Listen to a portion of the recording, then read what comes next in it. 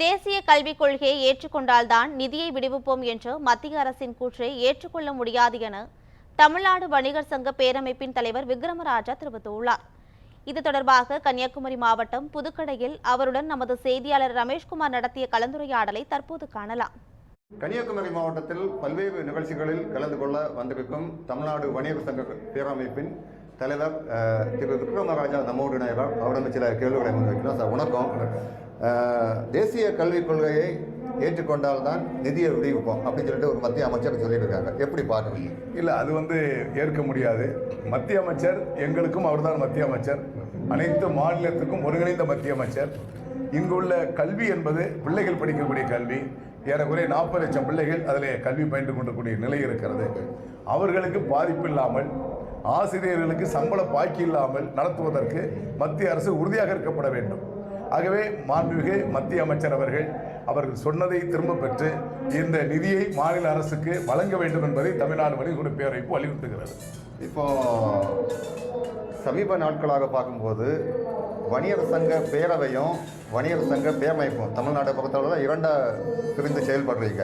வரும் காலங்களில் ஒன்றிணைய வாய்ப்பு இருக்குமா சார்? இல்லை, இப்போ தமிழ்நாடு வணிகர் சங்க பேரமைப்பு என்பது தொடக்க காலத்தில் சென்னை புறநகர் தொடங்கி பேரவையாக மாற்றப்பட்டு பேரமைப்பாக உருவெடுத்திருக்கிறது. எங்களை பொறுத்தவரையிலே ஏறக்குறைய 90 விழுக்காடு அமைப்புகள், வணிகர் சங்க நிர்வாகிகள் தமிழகம் முழுவதும் பேரமைப்போடு இணைந்து செயல்படுகிறார்கள். இதற்கு உதாரணம் என்பது சென்னையிலே இதுவரை வரலாற்றிலே ஒரு வணிகர் சங்கத்திற்கு ஒரு கட்டிடம் என்று சொன்னால் 5 அடுக்கு கட்டிடம் தமிழ்நாடு வணிகர் சங்க பேரமைப்பு கட்டப்பட்டு அதை நிர்வாகம் செய்து கொண்டிருக்கின்ற ஒரே அமைப்பு தமிழகத்திலே தமிழ்நாடு வணிகர் பேரமைப்பு. அந்த அங்கீகாரத்தை தமிழகம் முழுவதும் உள்ள வணிகர்கள் எங்களுக்கு தந்திருக்கிறார்கள்.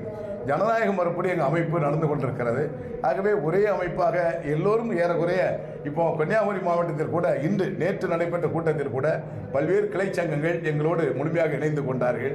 இன்னொரு ஏறக்குறைய இந்த 42வது மாநில மாநாட்டுக்குள்ளாகவே தமிழகம் முழுவதும் 1-2 செதறி இருக்கின்ற வணிகர் சங்கத்தையும் நிர்வாகிகளையும் பேரமைப்போடு இணைக்கின்ற பணியை பேரமைப்பு நிர்வாகிகள் செவ்வனே செய்து கொண்டிருக்கிறார்கள். கட்டாயம் நான் வெற்றி பெறும். இப்போ அடுத்த மாதம் தமிழ்நாடு பட்ஜெட் என்பது வெளியாக போகிறது. எப்படி உங்கள் எதிர்பார்ப்பு? பட்ஜெட் கூட்டத்திலே நேற்று எங்களுடைய மாநில பொதுச்செயலாளர் கோவிந்தராஜு அவர்கள் கலந்து கொண்டு பல்வேறு கருத்துக்களை பதிவு செய்திருக்கிறார்கள். மாண்புமிகு மாநில நிதியமைச்சர், மாநில வணிகவரித்துறை அமைச்சர் இவர்களெல்லாம் எங்களுடைய கருத்துக்களை கனிவோடு கேட்டிருக்கிறார்கள். பல்வேறு கோரிக்கைகளை நாங்கள் கொடுத்திருக்கிறோம்.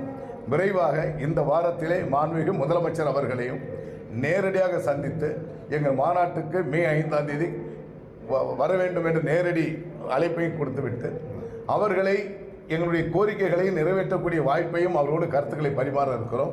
கட்டாயமாக பல்வேறு கோரிக்கைகளை நிறைவேற்றி தரக்கூடிய வாய்ப்பு இருக்கிறது. செய்வார். நியூஸ் 7 தமிழுக்காக கன்னியாகுமரி மாவட்டத்திலிருந்து ரமேஷ்குமார்.